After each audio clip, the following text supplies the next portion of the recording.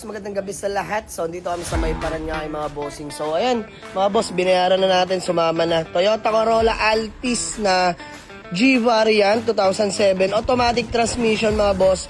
Fresh unit, no, mga bossing. So, registered. Kompleto lahat ng papeles mga bossing. So, flex ko na agad sa inyo mga boss. Di ko napapahabain pa. Interior, Diyos mio, marimar. Fresh interior mga boss. Kita nyo naman yung seats. Ayan. Kita nyo naman, wooden panel natin mga boss, buong buo po yan mga bossing. Ayan, all power na to mga bossing ha. Ayan, G variant nga pala to, automatic transmission mga bossing ha. Kompleto lahat ng papeles, gagamitin nyo na lang to literal. So na-check, na-test drive na natin mga bossing, na-fully paid na rin natin sa tropa.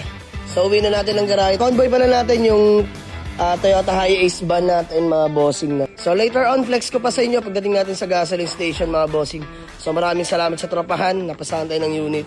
So detailed na lang gagawin natin dito, engine bay tsaka interior. So actually interior, malinis naman na mga bossing. Engine bay na lang, linisan natin. So ayan, kumulubot na tong lumang tint niya. Tanggalin na lang natin mga bossing. So the rest, wala naman na. Gas and go, automatic transmission. Sa mga naghahanap sa atin ng Toyota Corolla Altis, puntahan nyo na to sa garahe mga boss, napaka-solid nito. Let's go! Convoy natin ang ating Toyota Hiace van mga bossing, malupit. Unang takbo, nakapag-uwi agad ng unit. Sa inyo Altis na nakuha natin mga boss. So, uwi na natin yung 2007 na automatic transmission. G variant, fresh in and out mga boss. Gagamitin nyo na lang yan. So, asking price na agad tayo mga boss. Di na natin papahabain pa. 220k only. Negotiable pa yan mga boss. Siyempre, puntahan nyo na sa garahe. Doon na tayo magtawaran, magkulitan mga bossing. So, yan yung Hiace van natin. Napaka-pogi. All in na ako dyan mga boss, sinagad-sagad ko na yan sa kagwapuhan.